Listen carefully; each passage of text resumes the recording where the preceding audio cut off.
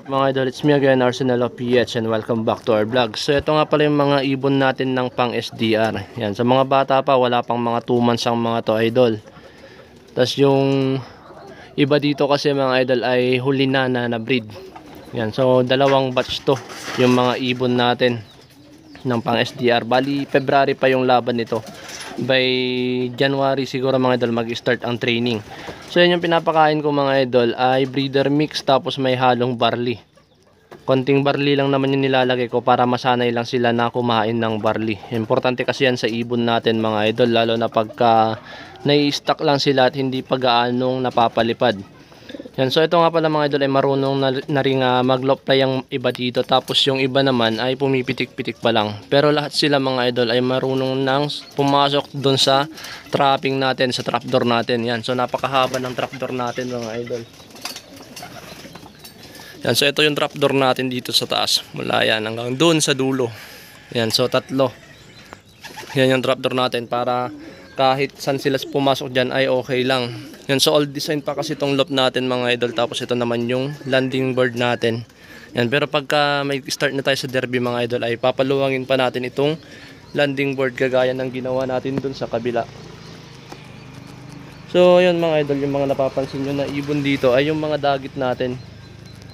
Yan, so 4 na naman sila mga idol, pero hindi natin sila hinuhuli. Dito na lang sila, kumbaga wild na lang na mga kalapati to mga idol. Pero dito ko pa rin sila pinapakain. Yan, dyan sa labas. Wala namang mga sakit mga idol. Pagka may mga sakit naman na dagit ay hinuhuli natin, tapos pinapamigay natin sa mga bata. Yan, so ganyan kasi yung mga dagit natin mga idol, hindi na umaalis dito.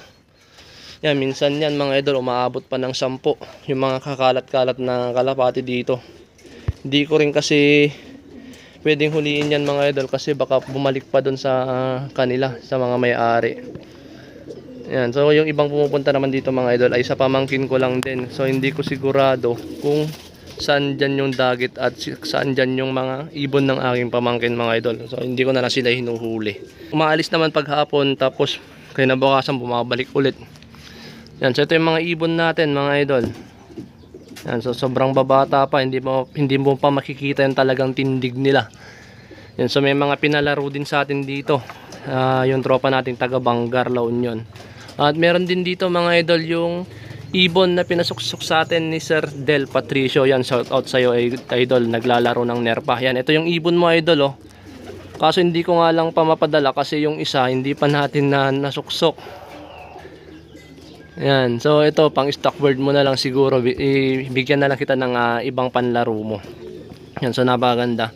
Yan, so linyada yan ni Idol Gerald Acosta, Dirao Sablon, yung linyada nitong ibon na to. Pero may pasok pa rin to na Taiwan mga idol.